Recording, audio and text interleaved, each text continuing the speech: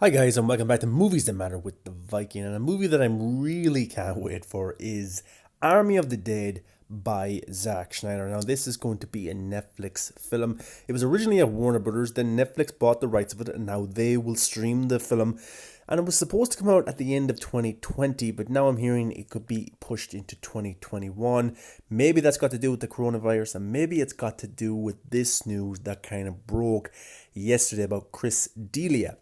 Now, this Zack Snyder film is a zombie film. It really is, and it brings him back to his roots of Dawn of the Dead remake he did back in 2004, which I really liked and was one of the first real zombie films that I watched, and it got me into the zombie genre. Big Walking Dead fan, Zombieland, and so on. So to see Zack Snyder tackle this genre again is exciting for me as a zombie fan. Now, Zack Snyder, of course, is busy at work right now. He's working on the trailer for DC Fandom for Justice League. He's also working on the effects, finishing off the film, the Snyder Cut, and then also maybe getting things ready for Army of the Dead. Now, it looks like he will be going back behind the camera for Army of the Dead because Chris D'Elia, actor, comedian, has a good following at stand-up level, getting some bigger roles in the last few years. His star power has gone up, but now it's starting to go down. A lot of allegations about sexual allegations online towards girls and stuff like that. So it looks like his career is kind of getting fucked. You know, he's lost a lot of projects, movies he was supposed to star in, gone. Stand-up specials with Netflix, other shows or movies with Netflix, completely gone. He's even lost his movie agent over everything that is going on.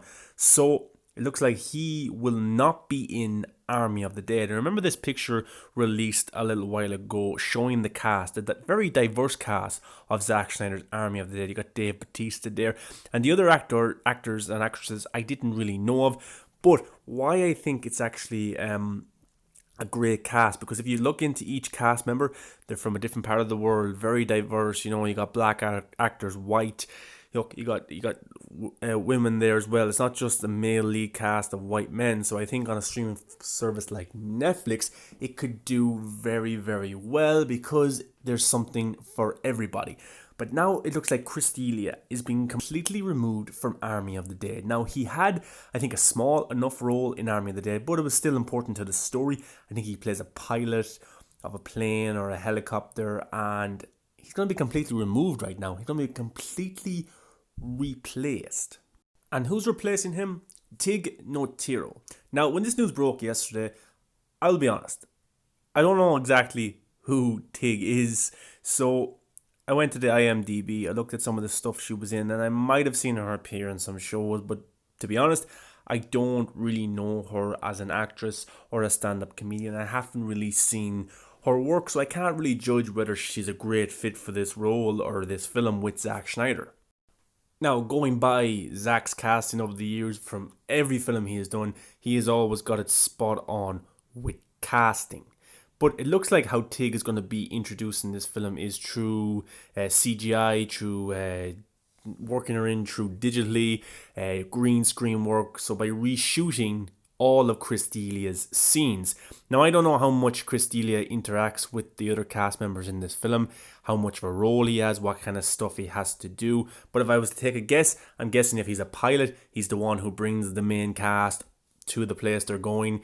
He's there as the lookout, as the form of transport, and while he drops the team off to go for their search and fight zombies, he stays in the plane or the helicopter and just kind of, you cut to him every so often with funny comedic scenes, maybe taking on a few zombies, just cracking jokes to himself, things like that. So could you introduce Tig in that format? Absolutely.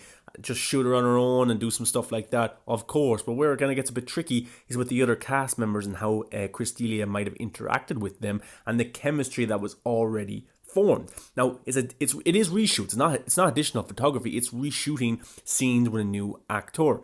So if you look at it this way, is other cast members going to have to come back to interact?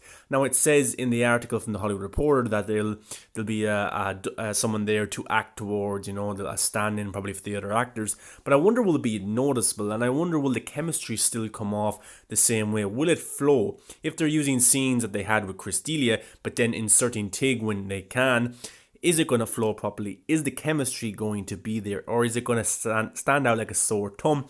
Is it going to jeopardize the flow that the film already had and already that Zack Snyder was happy with? Now, if there's anyone who can do it, it's Zack Snyder. Very talented filmmaker. He can do this and make it work perfectly, And it's interesting how they went with a female, a lesbian. So maybe it's kind of an extra bit of a kick in the face for Chris Delia, that a female is taking over his role. But look, if anyone can do it, Zack Snyder can.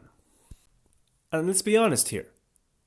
Zack Snyder had to do this. This had to be done. It was probably a Netflix decision, but I'm sure Zack Snyder agreed with it. And look, it had to be done because there's already a bias in the media from bloggers, from YouTubers, from journalists towards Zack Snyder. And they're even more of a bias right now ever since he got and is getting his cut of Justice League released. His vision, and the Joss Whedon cut is being kind of discredited, is being put down. So now with Zack Snyder on the top of his career again and in the limelight, if he didn't do this, if this wasn't done by Netflix, there would be so much bias criticism towards Zack Snyder. They would absolutely hate him. They already call him names.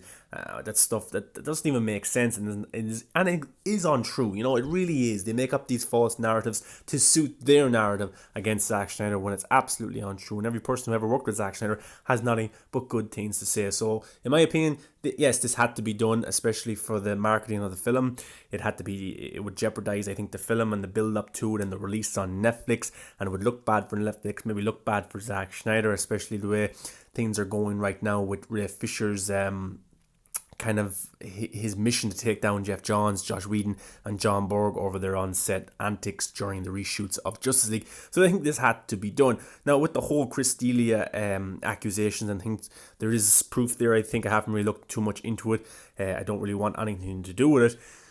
But it looks like he is being, his career is being jeopardized for the stuff that he is being accused of doing, and if he can clear his name going forward, he has denied the accusations. If he can clear his name going forward, then that would be great for his career, but we'll have to just wait and see on that front. But Tig, I'm sure, can do an amazing job. She's been in a lot of stuff. I haven't come across her now, me personally, but I'm sure you guys have probably seen her in some places. But I'll definitely look up some of her stand-up on YouTube to try and get a grasp of her tone, her comedic style, and I might love it, and it might suit the film's tone when she's implemented into it. And I'm sure Zack Snyder can do a great job. But it's official. Chris Delia will be completely removed from Army of the Dead and replaced by Tig Notaro. And look, I can't wait for this film. It's coming out sometime in 2021, I presume. And Netflix, the way that they promote films, the way that they market shows, they don't really release a trailer. For a film like a Star Wars film or any film that's coming out theatrically, you might get a trailer maybe 8, 6 months, 4 months before it comes out, and you get like more trailers after that.